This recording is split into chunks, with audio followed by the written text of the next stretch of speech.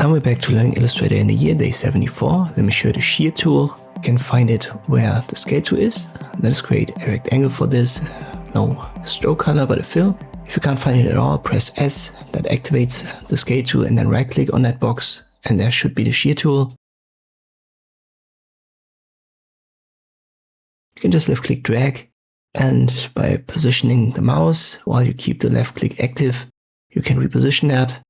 And it will be sheared in different dimensions. You can also reposition right here, the rotation center, and this will be your new fixed point. So that point will stay stable while everything else is being sheared around it. To open the menu, hold Alt and then left click, for example here on the center. So then we have the rotation center right there and we shear it around it. It's a bit harder to understand at first, but the shear angle is important. When you have it set to 0, the other angle won't have an impact. But when you change the shear angle, you can see horizontal vertical is self-explanatory, it's just X and Y axis.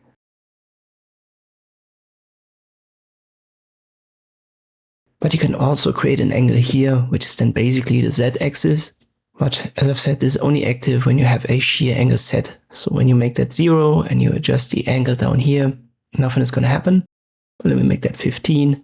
And now if I use the arrow keys up and down under angle, you can see how that changes the object. As always, make sure preview is checked, then you can see it in real time. And we have OK to confirm and copy to create a copy of the original that has this shear effect.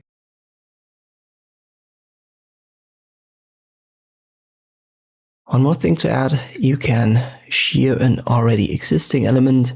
So on the left we have it sheared, I don't know, I believe it was 19 degrees. Let me use it again. I hold Alt and left click on rotation center. And I do it again without changing the angle. You can see it simply gets added. So 90 degrees onto an already sheared element then looks different. So you can add that multiple times.